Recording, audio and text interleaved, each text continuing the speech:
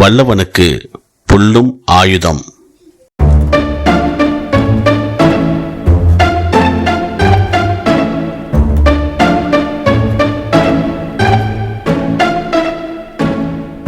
ராமன் வனவாசத்தில் இருந்தபோது ராமனும் சீதையும் மரத்தின் கீழே அமர்ந்தபடி ராமனின் மடியில் சீதை படுத்துக் கொண்டிருந்தால் இருவரும் மைமறந்து பேசிக் கொண்டிருந்தார்கள்.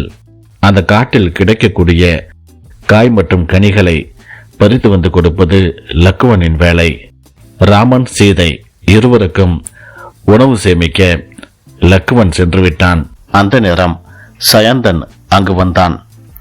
சீதையை பார்த்த அவன் சீதையின் அழகில் மயங்கி போனான்.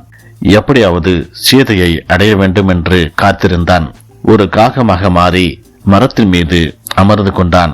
சீதையின் கையை தொட்டுவிட்டால் போதும் என்று நினைத்த அவன் சமயம் பார்த்து மெதுவாக கீழே இறங்கி வந்து சீதையின் கையில் கொத்த ஆரம்பித்தான்.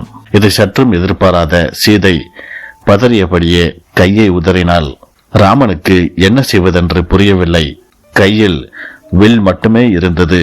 ராமன் வில்லை எடுத்து அம்பை தேடினான்.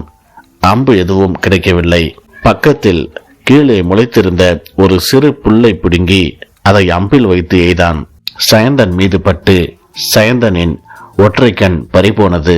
சயந்தன் அலறியபடியே மறைந்து போனான். சீதை ராமனை பார்த்து கேட்டாள், எப்படி அம்பு எதுவும் இல்லாமல் புல்லை வைத்து அம்பு எய்தீர்கள் என்று கேட்டாள். ராமன் வல்லவனுக்கு புல்லும் ஆயுதம் என்று கூறினான். இதுதான் பின்னாளில் வல்லவனுக்கு புல்லும் ஆயுதம் என்று பழமொழியாக அழைக்கப்படுகிறது.